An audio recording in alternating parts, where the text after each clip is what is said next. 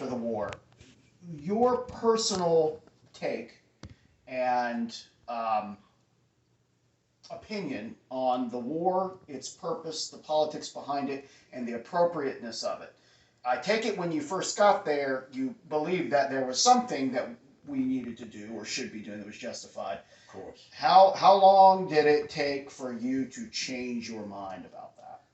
Probably a couple of months. Couple of months. Elaborate on that. Just yeah. I mean, because you just said that your biggest regret was that we were there to begin with. So. It was a political sort of thing, and we've been brainwashed in ROTC with films and such about what was going on there, and they talked about the domino effect of countries becoming communist one after another, and so on and so forth, and. It just appeared to me that South Vietnamese people, and probably the North Vietnamese too, were just peaceful people who wished to hell we weren't there. Yeah. And the French had been there before we were, and they had been defeated. And then, of course, we messed around there for, I think, 15 years, and then never were actually defeated, but we were withdrawn politically before the war actually ended. Which does mean that if you don't achieve your objectives, you lose, you've lost. But yeah, it's like a waste. I see more people, veterans in particular, talking about the waste of humanity that occurred because of that long-lasting war. Of course, 58,000 dead, and then probably 200,000 seriously wounded, and another 100,000 minor ones. Yeah. And of course, just about everybody came back with messed up head. Yeah. Yeah. But there are a lot of people who were never in combat there. Yes. And that's the way wars are. I didn't realize that until we got over there. And there were places like Cam Ranh Bay and Tan Son Nhut where they were just as secure as New York City or Washington, D.C. Nice little vacation for those folks. Yeah. That's exactly what it was. Yeah. But we get like a 2-day, 3-day R&R. Let's see, what's this? Rest and relaxation. Rest and relaxation. Yeah, rest and relaxation. And it was just like going to downtown Atlanta or any other place. Totally you would never even know the war was on. No, you wouldn't know it was going. Wow. It took you about 2 months to realize that there was something wrong, or that is it okay to say that you had been lied to? Oh, yeah. Okay, lied to regarding the necessity and the management of it, or what it was all about. I can't think of the word now. I'm getting that's it's fine. And who do you feel was primarily lying to you? Like, where do you think ultimately those lies were trickling down I think from? they were coming from the Pentagon. Who was the commander-in-chief of the Pentagon at the time? Huh? Who was the commander-in-chief of the Pentagon at the time? That's Robert McNamara. The commander-in-chief of the Pentagon. Oh, he was Secretary of World War. Who was the president at the time? Lyndon Baines Johnson. Oh, okay. Just want to make sure. Robert McNamara was he was Secretary of Defense. Secretary of Defense. Gotcha. Yeah, okay. Right. So you McNamara, by the way, he was a holdover from Kennedy, and Lyndon Johnson being president of the United States, and then William Westmoreland as the. Well, do you think Supreme that Commander. McNamara was getting his marching orders from Johnson, President Johnson? They were coming up. He was. I think that's probably accurate to say that. Okay. But he was. Just wanted to clarify. Right. He was trying to report and administer what was going on in that war to make Lyndon Johnson happy. And what made him So happy? he lied to him. What made Lyndon Baines Johnson happy? What did he want? Well, He What? thought we were winning. And I guess we were up until the very end, and we just decided to. They had a Leave. peace conference and decided to shut Leave. it down. Well, yeah, and also a presidential election of a guy campaigning for it on getting us Yeah, out yeah, and Nixon. removing our troops named Yeah, Richard said he Nixon. was going to end the war. 10 soldiers and Nixon's coming. Yeah, Uh, 10 soldiers and Nixon coming. We're finally on our own. So what was? Here's a good one. What was our role? Because we were in Vietnam well before there was a significant military escalation. We were there for what, 10 years before that? Oh, Reese, our No. involvement in Vietnam could be linked for observing to all the way back All the way to the Kennedy. Truman. Truman, administration, really? yes. Well, I don't know So about what that. No, escalated? it's just an observer. I don't know. What got it? What escalated it to a full war? Well, if you could ever even say it really was a full war, Yeah. you know. What did it? They just kept increasing the number of troops there and the missions and Who was the primary escalator? Lyndon Johnson. Okay, just wanted to clarify. But he was being primed by Robert McNamara, who okay. was lying. Well, actually, both wound up lying about what was happening, and it's just an absolute slaughter of almost 60,000 people. Did you come in contact with any media while you were over there? Reporters? I was in contact with the Army Times reporter on 2 or 3 occasions, and you know who Raymond Burr is? That name sure sounds familiar. He's an actor. Yeah. I can't remember the name of his show right now, but actors, people came over to entertain the troops or to make them feel better or whatever, and different pilots had the responsibility for carrying them around the country, and I got Raymond Burr, and his deal, he got bushel baskets full of apples, and we would go into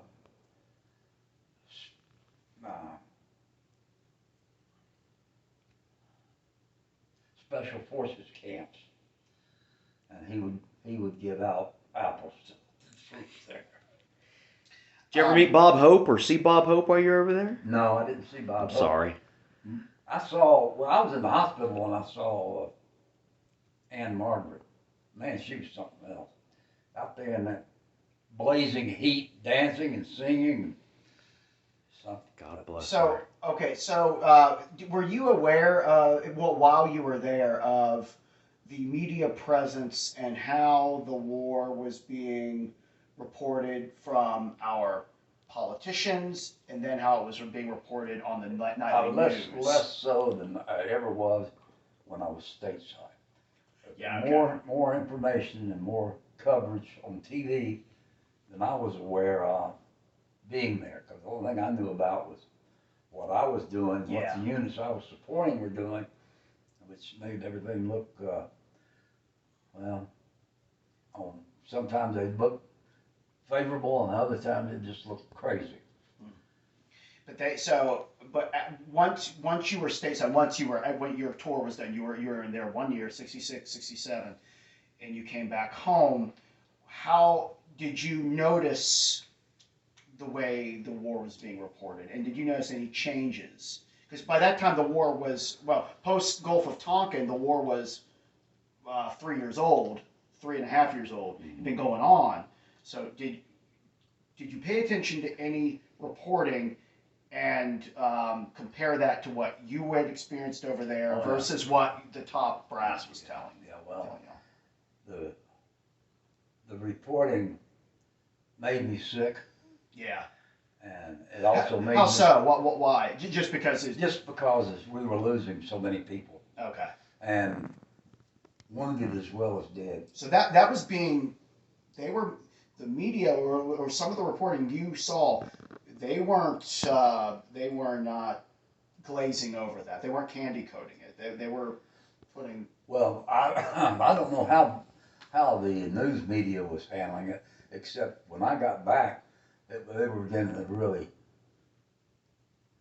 I won't say take sides, but there was more than one Got side, it. Okay. and they were revealing more factual information than propaganda, Yeah. which, and personally, I couldn't get it out of my head. Yeah. And then I also, Yeah. like so many people, had guilt feelings about leaving before the war was over. Yeah. So you did detect a change in the national mood and the reporting and the general. The national mood was getting worse with time, Yeah. and there was no doubt about that.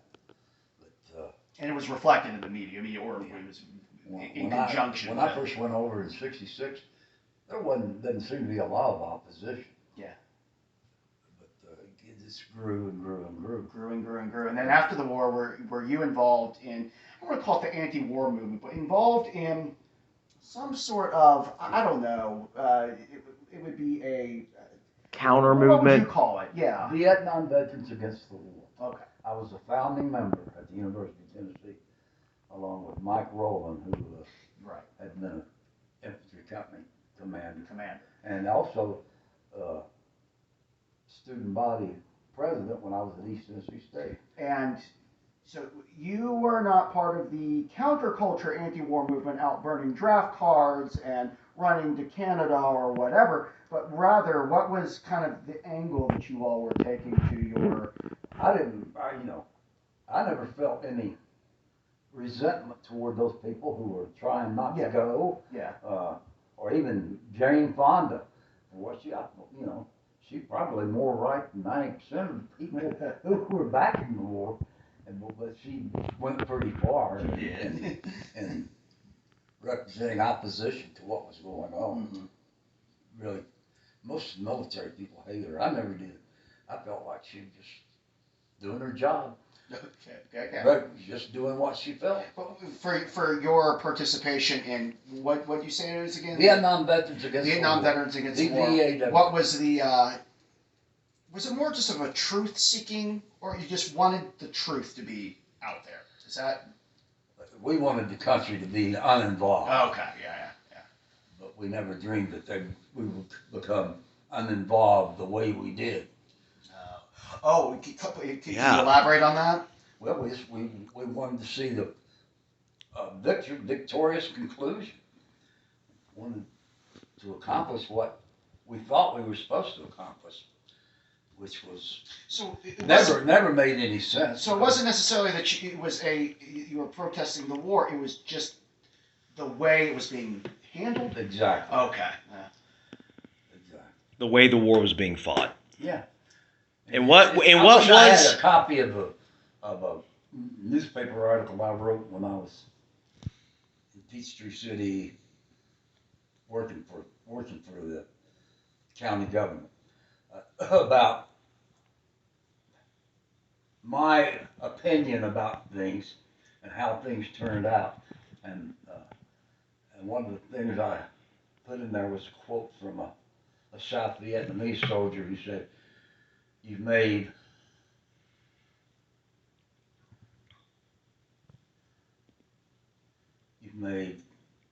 killers of our men, whores of our women, and something else. Can't remember what it was. And but it was so true. It was so true. We tore that country apart. Just innocent people, just like in the Ukraine now, innocent people getting turned into killers and being killed and wounded, what have you.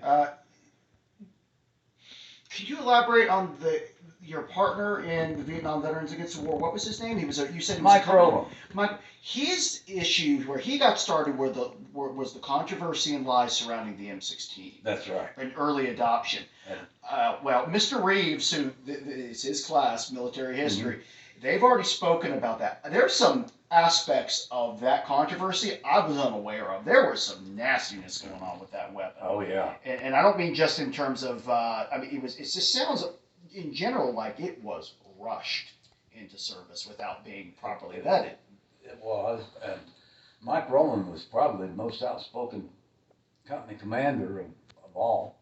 He was always outspoken about everything. That's just kind of What guy. was his? Well, he was also a Tennessee state senator. Oh, okay. Oh, wow. So what was his involvement with the weapon, other than his troops were being issued the weapon? I take it. Yeah, that's Okay. Yeah, what was his involvement with that He controversy? was revealing facts that the government didn't want revealed. Got it. Exposing. So he was scorned by the military. He was a whistleblower. Yeah, exactly. He was a whistleblower. And what were some of the facts that he revealed?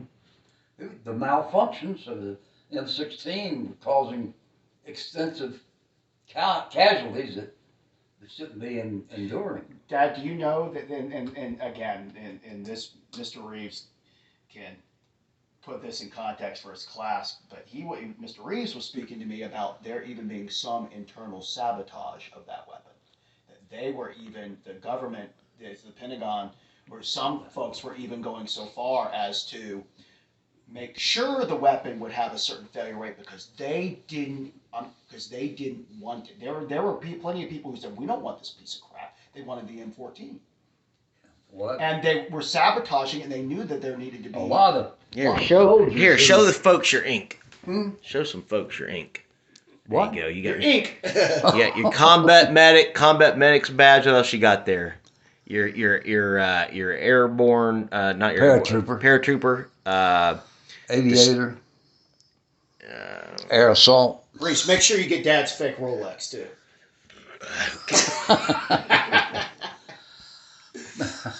You got anything over there? No. But give Reese get the fake Rolex. So just answers. Yeah, it sounds like some of the circumstances surrounding the early adoption of that weapon was an absolute cluster, a mess, Well, a lot of lies and Only BS. thing I can really say that's significant is I'm glad I wasn't using Yeah. it in the defensive capacity Wow. when it first started. Was first introduced. Can you tell to any God. stories about soldiers that you knew that had the option to? Because a lot of American GIs used various weapons in Vietnam Oh yeah.